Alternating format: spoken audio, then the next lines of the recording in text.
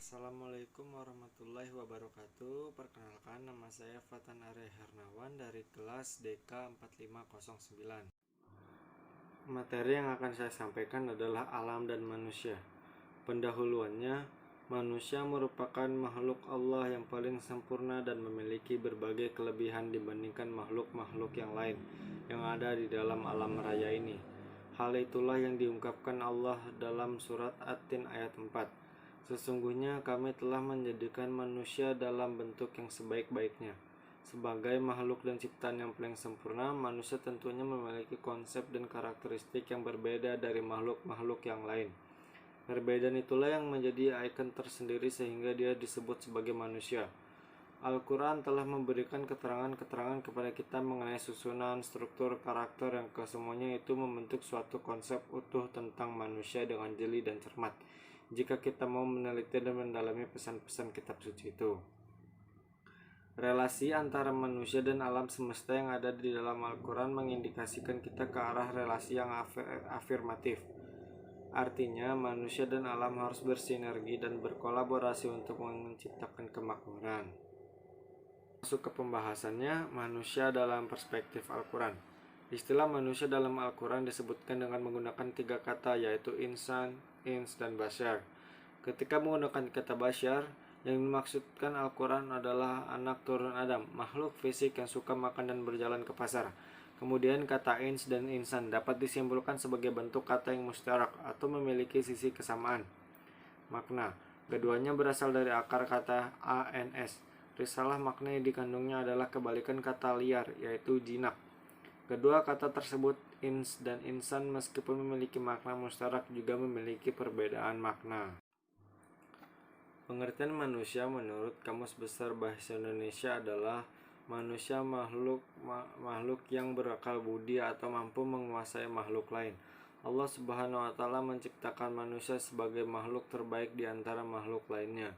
Hal ini dapat dilihat dari strukturnya yang lengkap, terdiri bukan hanya unsur jasmaniah atau fisiologis, namun juga rohaniah atau psikologis. Dari sekian banyak unsur jasmaniah, terdapat 3 perangkat yang dianggap sebagai perangkat utama, yaitu ada telinga untuk mendengar, mata untuk melihat, dan hati untuk berpikir atau memahami perasaan. Lalu ada manusia menurut ahli. Yang pertama, menurut Abbas Mahmud Al-Aqad, bahwa manusia adalah makhluk ciptaan Allah Subhanahu wa Ta'ala yang bertanggung jawab, yang diciptakan dengan sifat-sifat ketuhanan. Yang kedua, menurut Aristoteles mengatakan manusia adalah hewan berakal yang sehat yang mengeluarkan pendapatnya dan berbicara berdasarkan akal pikiran. Yang ketiga, menurut D.C. Mulder memberi pengertian bahwa manusia adalah makhluk berakal dan akallah yang merupakan pembeda pokok antara manusia dengan binatang. Kemudian akallah yang menjadi dasar dari segala kebudayaan. Yang keempat, menurut Rivas mengatakan bahwa manusia adalah homo laquen, yaitu makhluk yang pandai menciptakan bahasa dan menjelma pikiran dan perasaannya dalam kata-kata yang tersusun. Berikutnya ada penciptaan manusia menurut Al-Quran.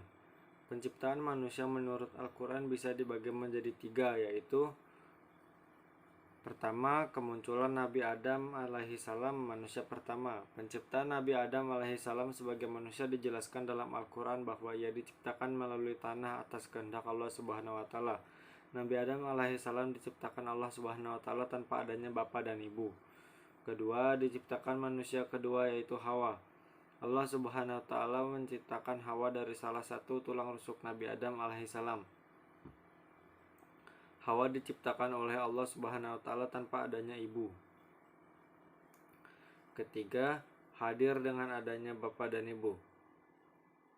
Poin ketiga ini adalah gambaran manusia pada umumnya lahir di bumi dengan adanya bapa dan ibu.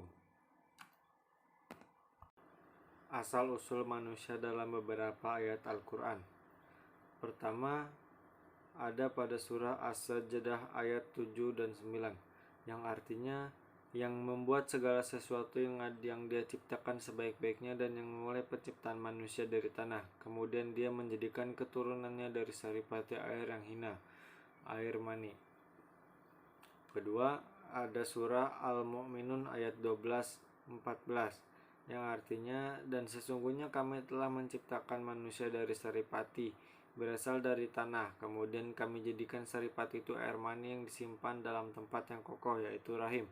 Kemudian air mani itu kami jadikan segumpal darah, lalu segumpal darah itu kami jadikan segumpal daging, dan segumpal daging itu kami jadikan tulang belulang. Lalu tulang belulang itu kami bungkus dengan daging, kemudian kami jadikan dia makhluk yang berbentuk lain. Maka Maha Suci Allah, pencipta yang paling baik. Yang ketiga ada surah At-Tariq ayat 6 dan 7, yang artinya dia diciptakan dari air yang dipancarkan yang keluar dari antara tulang sulbi laki-laki dan tulang dada perempuan. Potensi dan sifat dasar manusia. Manusia adalah makhluk Tuhan yang diciptakan dengan kesempurnaannya. Kesempurnaan tersebut disebabkan manusia dianugerahi potensi yang tidak diberikan kepada makhluk Tuhan yang lainnya, termasuk kepada malaikat sekalipun. Dengan potensi yang dimilikinya tersebut, manusia dapat berkreasi dan bermanfaat bagi dirinya sendirinya maupun bagi orang lain. Adapun potensi dasarnya yang dianugerahi kepada manusia yaitu pendengaran, penglihatan, dan hati atau pikiran. Hal tersebut sesuai dengan Quran surah An-Nahl, yang artinya sebagai berikut. Dan Allah mengeluarkan kamu dari perut ibumu dalam keadaan tidak mengetahui sesuatu pun, dan dia memberimu pendengaran, penglihatan, dan hati agar kamu bisa bersyukur. Dapat dijelaskan bahwa sesungguhnya tidak satupun manusia lahir dengan pengetahuan yang melekat padanya, tetapi manusia dapat memperoleh pengetahuan melalui proses yang bertahap menggunakan potensi yang melekat pada dirinya, yaitu pendengaran, penglihatan, dan pikiran atau hati. Sifat dasar manusia dalam Al-Quran. Sifat dasar pertama ada halwa, yaitu sifat keluh kesah. Apabila ia diberi, ia lupa, dan apabila diberi musibah, ia ingkar. Sifat dasar kedua ada doifa. Allah mendeskripsikan dua kelemahan manusia, yaitu lemah secara fisik dan lemah dalam melawan hawa nafsu buruk, sebagaimana dalam Al-Quran surat Ar-Rum ayat 54. Sifat dasar ketiga kabat di dalam Quran surah Al-Balad, yang artinya sesungguhnya kami menciptakan manusia berada dalam susah payah. Yang sifat dasar keempat ada zolim dan bodoh. Sesungguhnya manusia itu amat zolim dan bodoh. Ada 4 jenis ibadah dalam Islam, yaitu ibadah qalbiyah. Maksud dari ibadah qalbiyah adalah setiap ibadah yang dilakukan oleh aktivitas hati. Ibadah ini meliputi aspek etikot atau keyakinan seperti iman kepada wujud Allah Subhanahu wa taala. Yang kedua ada ibadah qauliyah. Maksud dari ibadah qauliyah adalah setiap ibadah yang dilakukan oleh aktivitas lisan, seperti membaca Al-Quran, bertasbih, bertahmid, bertahlil, bertakbir, dan lain sebagainya. Yang ketiga ada ibadah amaliyah. Maksud dari ibadah amaliyah adalah setiap ibadah yang dilakukan oleh aktivitas anggota tubuh, seperti gerakan dalam sholat, melakukan puasa, haji, dan lain sebagainya. Yang keempat ada ibadah maliyah. Maksud dari ibadah maliyah adalah setiap ibadah yang dilakukan seorang hamba dengan mendermakan hartanya, seperti menunaikan zakat dan bersedekah. Manusia dari alam ke alam. Yang pertama ada alam kandungan, yang kedua alam dunia, yang ketiga alam kubur, yang keempat alam akhirat. Mengenal alam sebagai ciptaan Allah Subhanahu wa taala. Allah adalah pencipta atau disebut juga dengan Al-Khaliq, dan segala sesuatu di alam raya ini adalah ciptaan atau disebut Al-Makhluk. Salah satu planet ciptaan alam adalah bumi yang dihuni oleh makhluk hidup. Alam raya yang terdiri dari miliaran planet diciptakan oleh Allah dalam proses yang panjang dan bertahap serta dalam periode yang sangat panjang. Al-Quran mengisyaratkan bahwa proses penciptaan alam dalam 6 periode, dan dalam setiap periodenya terdiri ribuan atau jutaan tahun. Prinsip utama dalam bahasan mengenal alam sebagai ciptaan Allah. Alam raya dengan segala isinya bukanlah sesuatu yang ada dengan sendirinya atau suatu kebetulan, tetapi ia diciptakan oleh Sang Pencipta. Alam raya diciptakan secara sistematik dan seimbang, tawazun atau dengan hukum-hukumnya sunnatullah.